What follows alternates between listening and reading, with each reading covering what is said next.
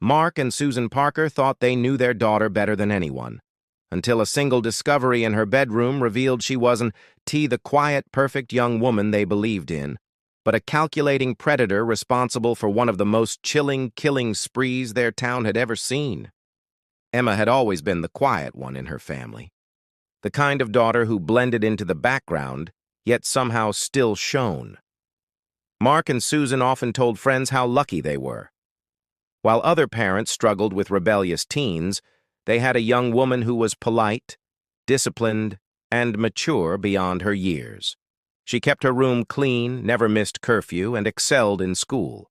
Teachers praised her dedication, neighbors admired her manners, and even distant relatives spoke about her as if she were destined for greatness. Her smile was soft, her voice calm, and she had an uncanny ability to make people feel at ease. But behind that carefully crafted exterior was something no one could have imagined. At night, long after her parents had gone to bed, Emma would slip silently from the house. Her footsteps were so light they barely touched the floor, her movements so calculated they were almost rehearsed. Mark and Susan assumed she was visiting friends or working on late-night study sessions. She had always been ambitious, and they were proud of her focus. What they didn't know was that these absences had nothing to do with school or friendship. They were the first steps in a series of actions that would one day make her name known for all the wrong reasons. The first time she disappeared past midnight, it seemed harmless. She returned just before dawn, quietly locking the door behind her and heading straight to bed without a word. Over the next few weeks, it became routine. Some nights she would be gone for only an hour, other nights for several. Each time she came home with the same serene expression, never looking tired, never seeming troubled. Her parents thought she was just independent, the kind of teenager who needed her own space. In truth, Emma had been scouting places no one would suspect her of visiting. Remote areas, dimly lit streets, and lonely stretches of road became familiar to her. She studied them the way someone might study a map before a trip, learning every turn, every shadow, every possible escape route.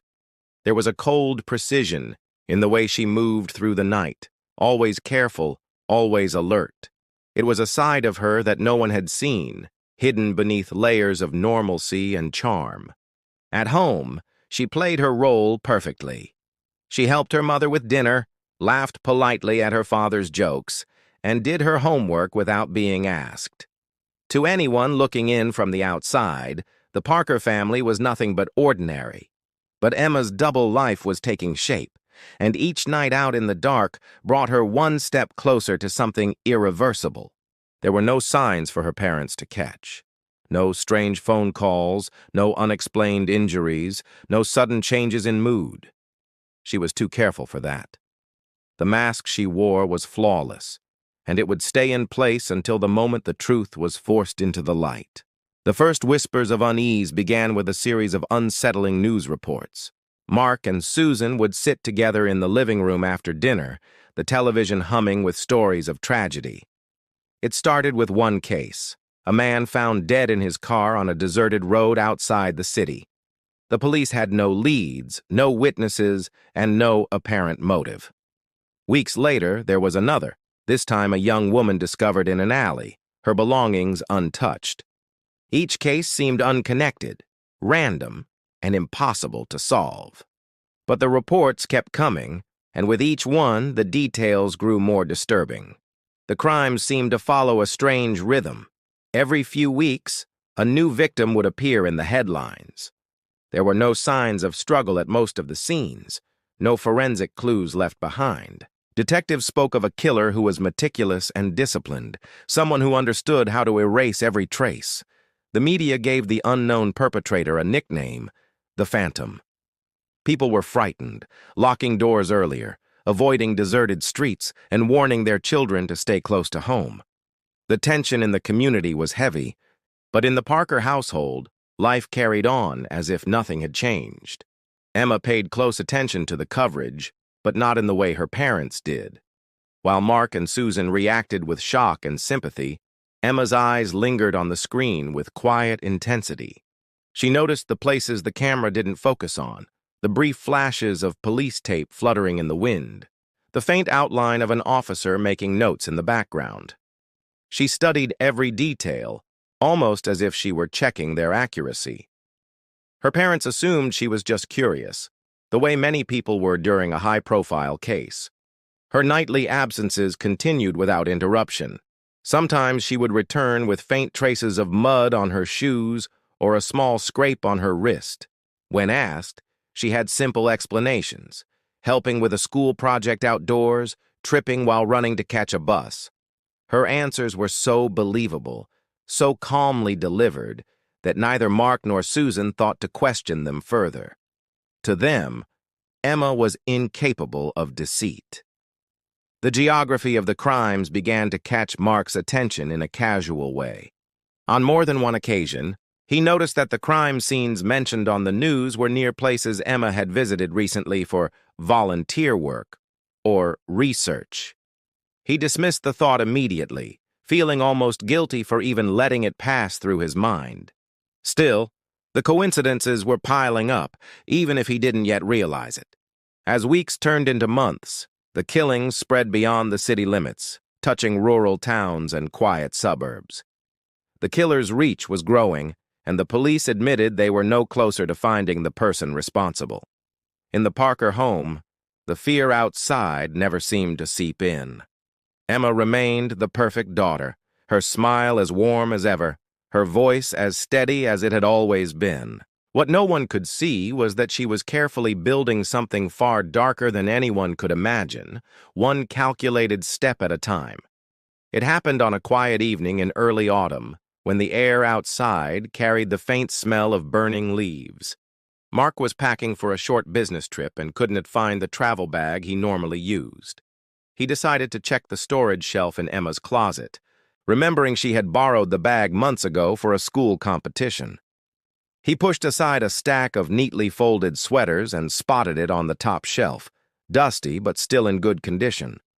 When he pulled it down, something small and hard slid out of one of the side pockets and landed on the carpet with a faint clink. It was a plain, black flash drive, the kind students often used for presentations. Thinking it might contain schoolwork Emma had forgotten about, Mark slipped it into his laptop. At first, the screen filled with ordinary-looking folders, each labeled with a random date. But as he clicked through them, his chest tightened.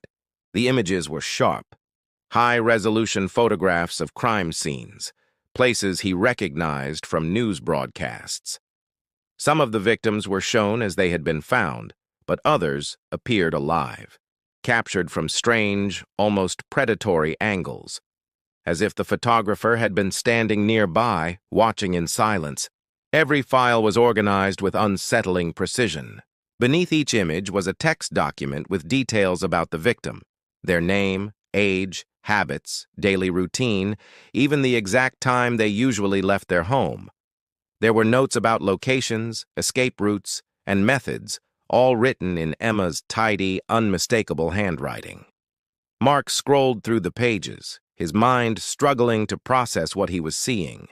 The precision, the familiarity of the writing, the sheer volume of information, it all pointed in one unthinkable direction. He felt an almost primal urge to shut the laptop and pretend he hadn't found anything. But his hands moved on their own, searching for some sign that this was part of a school project, a research paper, anything that could make it innocent. The deeper he looked, the harder it was to deny. There were photographs from angles no journalist could have taken, and information that had never been shared in the media. The timestamps on the images matched the nights Emma had been out. By the time Susan came into the room, Mark's face had lost all color. He showed her the screen without saying a word. She stared for a long moment, her eyes narrowing, then widening as the reality began to sink in. The two of them sat in silence, the hum of the laptop the only sound in the room. Each passing second made the truth feel heavier, pressing down on them like a weight they couldn't lift. Neither of them spoke about what they should do next. The idea that their daughter could be connected to such horrors was too overwhelming to put into words. Somewhere in the house, they heard the faint sound of the front door unlocking. Emma was home, and as she walked inside, her parents felt as though they were seeing her for the first time, but not as the daughter they thought they knew. Mark and Susan barely slept that night. Every creak of the floorboards, every shift of the wind outside seemed amplified, as if the house itself was holding its breath.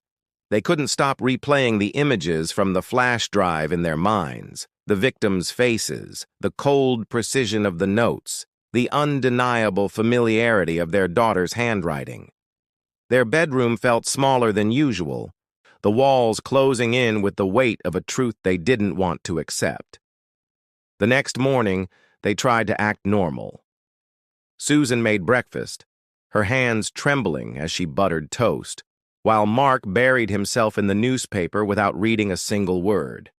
Emma joined them at the table, greeting them with the same polite smile she always wore, but now it seemed like a mask. Her eyes were calm, steady, almost too steady, and Mark couldn't shake the feeling that she was studying them as much as they were studying her. Later that day, when Emma left for school, Susan decided she couldn't wait any longer. She went into her daughter's room, her heart pounding in her chest.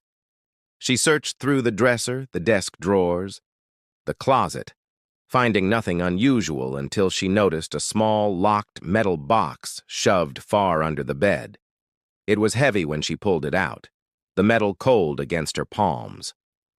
After a few minutes of searching, she found a tiny key tucked inside the lining of one of Emma's jackets. When the lock clicked open, the sight inside turned her stomach. Neatly arranged in rows were small items, each in its own plastic bag: rings, watches, wallets, scraps of clothing. Some looked new, others worn, but all were labeled with a date and a location written in the same neat handwriting as the notes on the flash drive. Susan recognized a few of the names from news reports. The morning of Emma's arrest began like any other. The sun filtered through the blinds, casting soft stripes of light across the kitchen floor. Mark and Susan sat at the table, their coffee untouched, their minds racing. They had called the police the night before, their voices low and trembling as they explained what they had found. The officers had told them to remain calm and act as if nothing had changed, but every second since that call had felt like a lifetime. When the knock came, it was sharp and deliberate. Two uniformed officers stood on the doorstep, their expressions neutral but alert. Behind them, an unmarked car idled at the curb. Emma appeared in the hallway, her school bag slung over her shoulder, her hair neatly tied back. She looked from her parents to the officers with a strange calm, as if she had been expecting them all along. The officers spoke briefly, confirming her identity, before slipping handcuffs around her wrists. The metallic click echoed in the quiet house.